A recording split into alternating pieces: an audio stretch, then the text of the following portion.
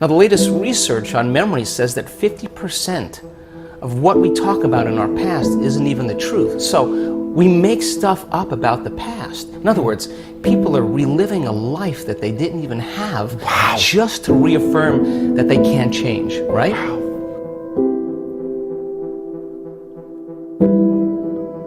So then, what's the significance of this? Where you place your attention is where you place your energy, period. Yes. So then, the stronger the emotion that you have to some problem or condition or person in your life, the more you're paying attention to them. So they captured your attention, so you're giving your power away to that person, right? Because they're capturing your attention. So then there's an energetic connection to every person, everything in your past, present reality has your energy connected to it. So now, this is the significance. When a person really decides to be defined by a vision of the future instead of the memory of the past, the hardest part about it is all of a sudden becoming conscious and not making the same unconscious choice. So then, if you lower the volume to your frustration, to your hatred, to your anger, if you truly knew how to do that, if you lowered the volume to that emotion, you would take your attention off that person, which means you would begin to break those energetic bonds, and now you're taking your power back. Yes. You're calling energy back to you, and we've measured this. And all of a sudden it builds this bigger electromagnetic field around the person's body.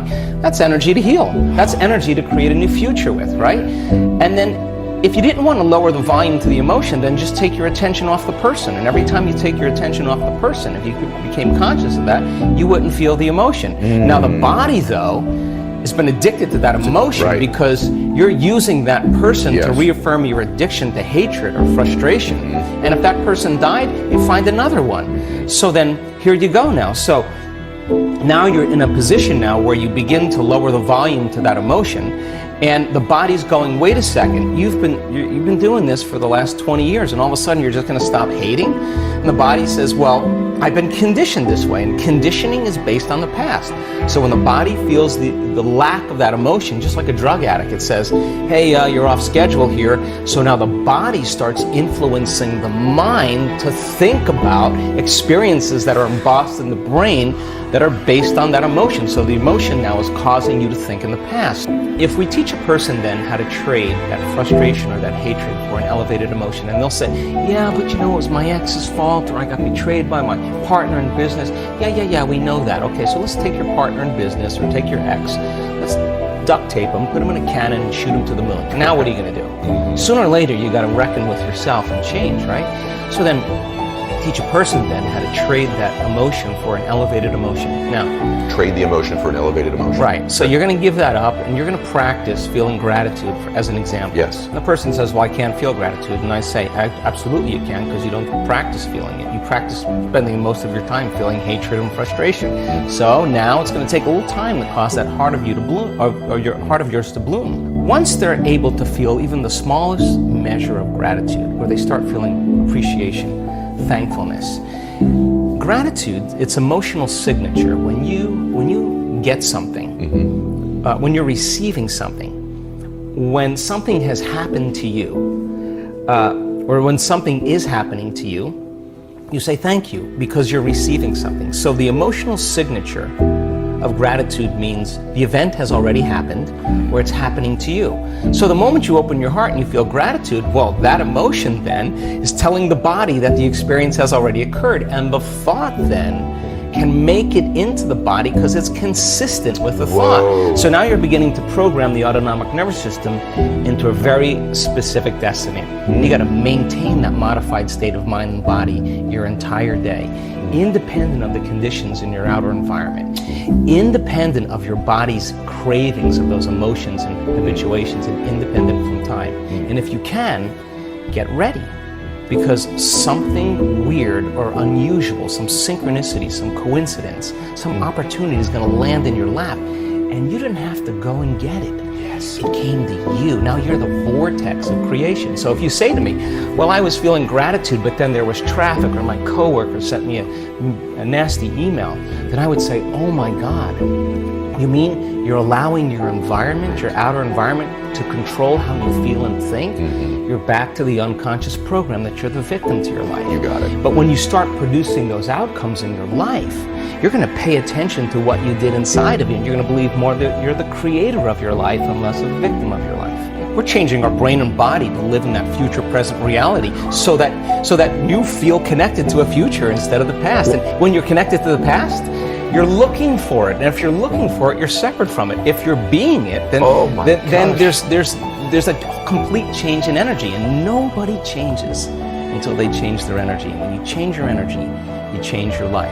After 8,500 brain scans, I can tell you that you and I are at our absolute best when we get beyond ourselves. That is the elegant moment where we're free enough to create without any encumbrances. When people start reaching this moment, my goodness, they're overcoming themselves. And now they're at that perfect place to create. And my definition of creation is when I forget about myself. Wow. That's when you're free. So some people can do it because they've practiced it. Other people can't get beyond the addiction of a certain emotion. That means their body is still their mind. Yes. So then if you're sitting in a meditation and your body's throwing the kitchen sink at you and saying, Ed, you're a loser, you're never going to change, this is too hard, why don't you quit? And you're aware that that's your body doing that, and you say to your body, we're going to sit here and we're going to sit in this fire, and I'm going to keep applying the formula, and your brain starts running to all the emails you have to do, and you become aware of that, and you return back to the present moment, and you tell the body it's no longer the mind, that you're the mind. Now your will is getting greater than that program, and there's a liberation of energy. And every time you do that, that's a victory. And you teach people. Every time you do that, that's a victory. When your mind tells the body, I'm in charge. When you say to when you want to get up and you want to quit, and you go, oh, no, that's my body, bring it back. Okay. And now you're taming the animal. The body is the animal, and you're like a dog. You sit, and if you keep doing this, you're climbing on top, and the body finally acquiesces. It finally says, I'm not going anywhere. And then boom, there's this liberation of energy. What's the side effect? Joy. Person's heart just automatically opens up, and every time they do that, those victories add up. There's no such thing as a bad meditation. There's only overcoming yourself. And when you sit in the fire and you work with that, people say to me, why do you meditate every morning? I say, because if I can overcome myself in the morning, the rest of my day is easy. It's easy. True? Because that's what it's about. You master yourself, you master your life. Yes. And so then all the chatter in your head that you listen to all day long, that is called the default mode network in the brain. Our research shows that shuts off. Not just shuts off during the meditation, it stays shut off for the rest of the day. So the critic in your head that's telling you this will never happen, you don't have enough time, there's no voice there. So you just have a clear flow on where you're going, and you trust yourself more. Yes. So then when you start practicing creating that brain and heart coherence, you can believe in a future that you can't see or experience with your senses yet, but you've thought about enough times in your mind that it's actually, there's physical evidence in your brain to look like it's already happened. And you can begin to understand, you can select a new potential in the quantum field, and every day emotionally embrace that future reality to such a degree that your body begins to believe it's living in that future reality in the present moment, and you're signaling new genes and new ways to change your body to look like it's already happened. Now think about this. If there's physical evidence by thought alone in your brain and body to look like your wealth or your future has already happened, it's already happened. Already happened. And you're already it. So it's not about your wealth. It's not about your health. It's not about your freedom. It's who you become. So then as you overcome, you become someone else. And so most people don't understand that that the truth is that every time you overcome yourself a little bit more, the side effect is that you love yourself a little bit more. And so now self-love is no longer about pleasure or having a car. It's something that you're cultivating within you.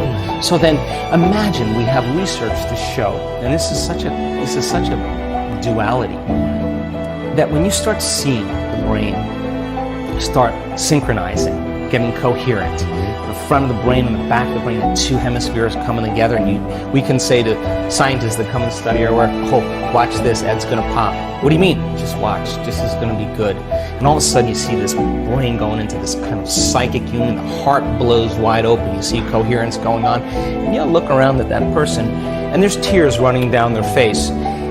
Imagine feeling so whole that it's impossible to want. I mean, how can you want when you're whole? Because you feel like you already have it. Now, when you reach that point, that's when the magic happens, because now you are worthy to receive. And the universe only gives us what we think we're worthy of receiving.